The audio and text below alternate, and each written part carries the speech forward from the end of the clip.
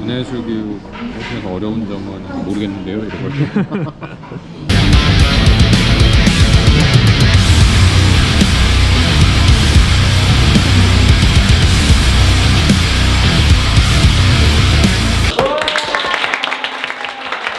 선생님들은 서울에서 연극, 영화, 문예창작, 예술 관련해서 활동을 하고 있는 선생님들이에요. 우리 다양까지 내려와서 여러분들 만나서 너무 반갑고, 우리가 선생님들이 갖고 있는 뭐 크지 않은 재주지만 조금이나마 도움이 됐으면 하는 마음에서 왔거든요. 에서는 내가 가지고 있는 내신 성적에 학교별로 제시하는 실기시험을 봐서 학교를 들어가죠. 주로 서울 수도권에 있는 영화과로 일단 정리를 해봤거든요. 조금 내신 성적이 낮아. 그렇다고 절대로 여러분한테 내신 관리 여태까지 해오던 거 던지세요라고 얘기하는 게 아니에요. 한국예술정학교 왜 3.0 밖이에요? 왜냐면 내가 4.0 밖이었거든요. 네, 4점대였어요. 수능 점수 100% 반영인 학교들이에요. 이 학교들 리스트가 제일 궁금하죠? 이거 갖고 싶죠? 공유를 나중에 해줄게요.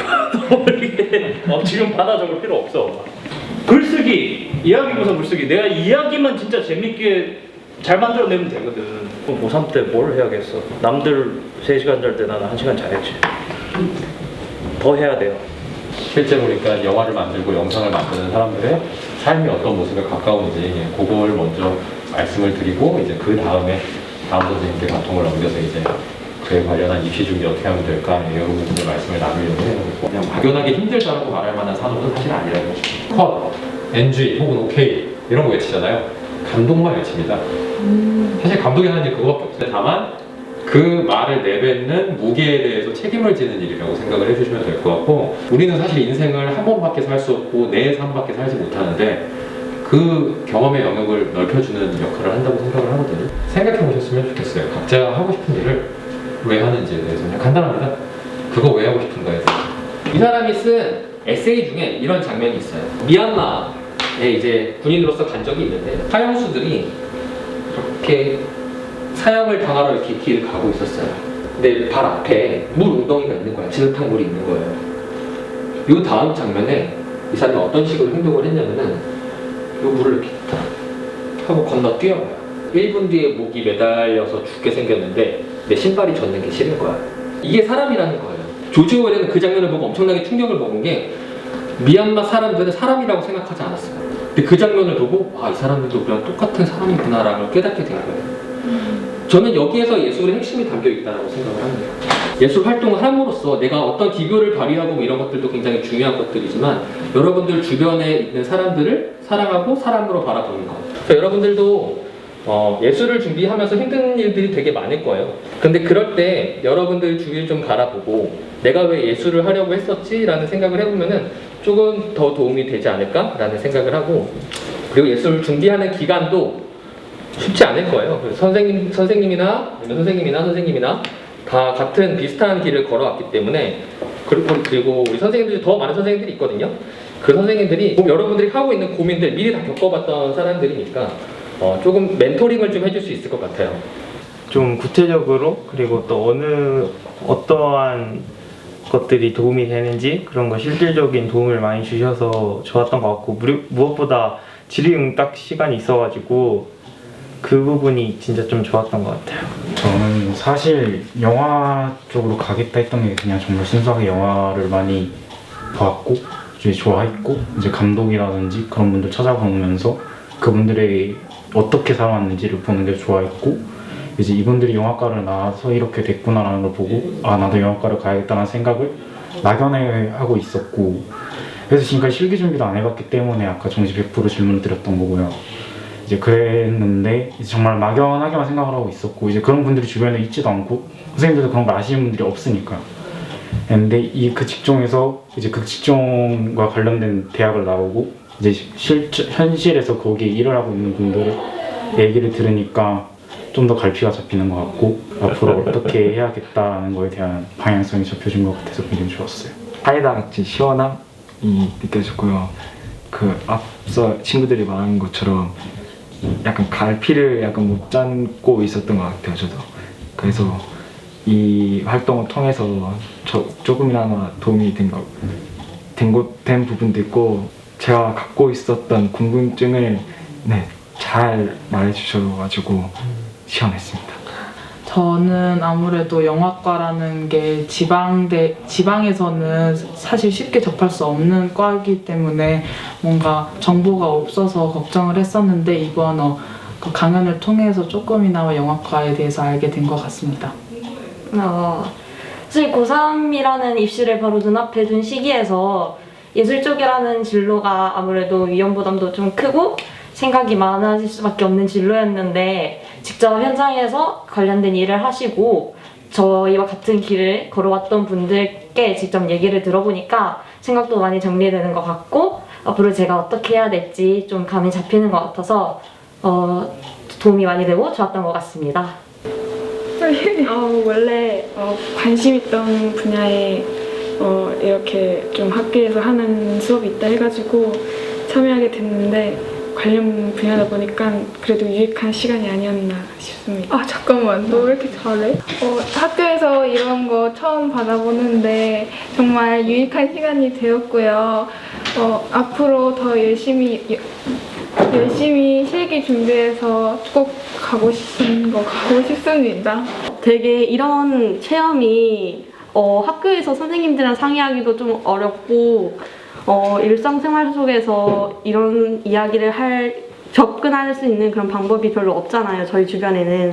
근데 이렇게 선생님들 세 분께서 와주시고 이렇게 이야기하고 설명을 듣는 과정에서 저희 꿈에 대해서 더 다가갈 수 있었고, 몰랐던 것도 질문할 수 있으면서 좋았었습니다. 네, 저는 PD를 하고 싶었는데 어떻게 꿈에 대해 접근할까 정말 고민도 많았고 막막했었는데, 이번 수업을 듣고 제 꿈에 많이 도움이 된 것 같아서 정말 좋았습니다. 학교 다니면서 이런 영상 관련 강의를 한 번도 못 들은 것 같은데, 강연을 이번에 들어서 제 진로에 대해 더 잘 알 수 있어서 좋았고, 전문적으로 하셨던 분들이라서 많이 도움이 된 것 같아요. 영화가 재미있다고만 하는 것이 아니라 왜 내가 진짜 영화를 만들고 싶은지, 영화를 통해서 제가 알아가야 되는 게 무엇인지라고 한번 생각해 보는 게 좋다고 하셨던 게 가장 인상 깊었던 것 같아요. 저도 취미생활이 아니다라는 말이 제일 기억에 남았던 게, 사실 모든 취미생활로 하면 그냥 재밌고 즐겁잖아요. 근데 이게 일이 되고 이거를 계속 해야 된다라고 그런 생각, 압력이 있는 순간부터 내가 이걸 정말 그런 상황 속에서도 잘 할 수 있을 것인가에 대해서 좀 생각해 볼 수 있었던 얘기였던 것 같아서 그게 제 기억에 남는 것 같습니다.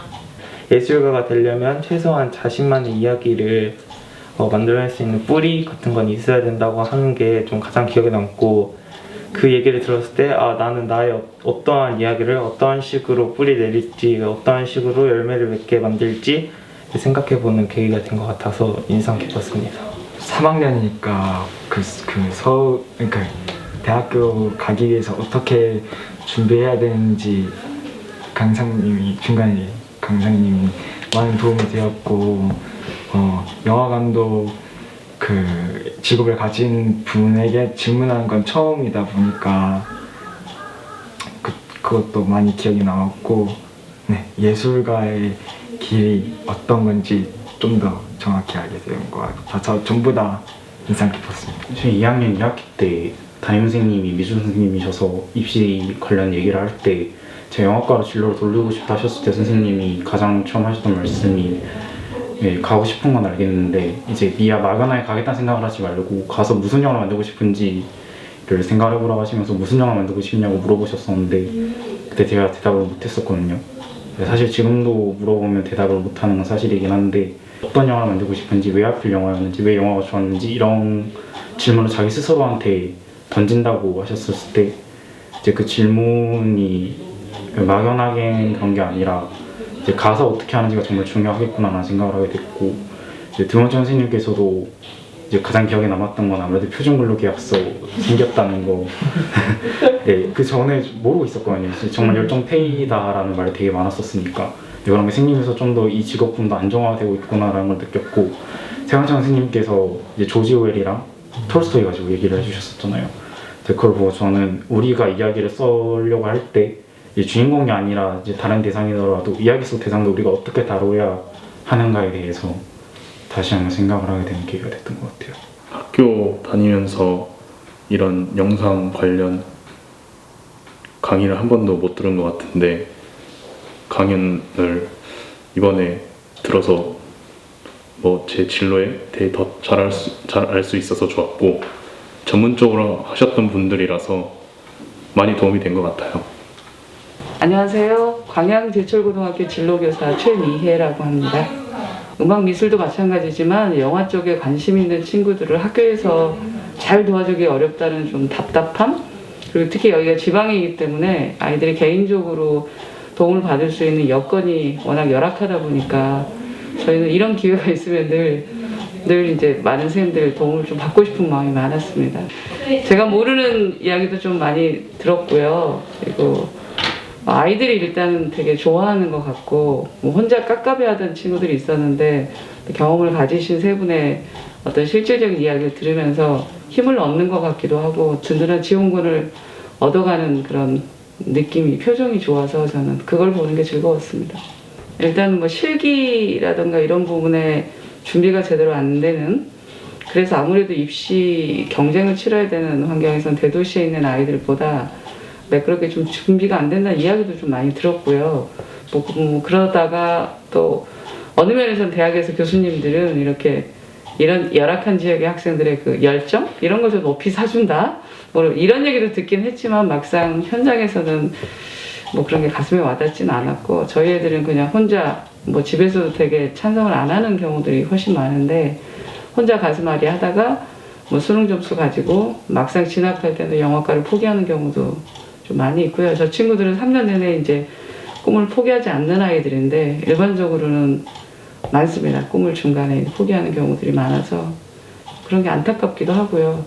저도 실은 뭐 그 세계를 잘 모르니까 모르지만 아까 이제 말씀하신 것처럼 뭐 4차 산업혁명이나 이런 시대는 뭐 되게 창의적인 작업들이 어떻게 보면 좀 살아남을 수 있는 분야라고 한다면 좀 아이들이 마음껏 이런 걸 좀 표현도 해보고 그런 테크닉이라든가 이런 걸 좀 기를 수 있는 교육 프로그램이 좀 늘어나야 된다는 데는 동의를 하는데 당장 뭐 저희 학교에서도 그걸 아이들한테 제공할 수 있는 여건은 되지 않아서 그런 부분이 좀 많이 안타깝습니다. 광양제철고등학교 대궁고등학교 고등학교를 화이팅! 화이팅! 구독과 좋아요, 알림 설정까지.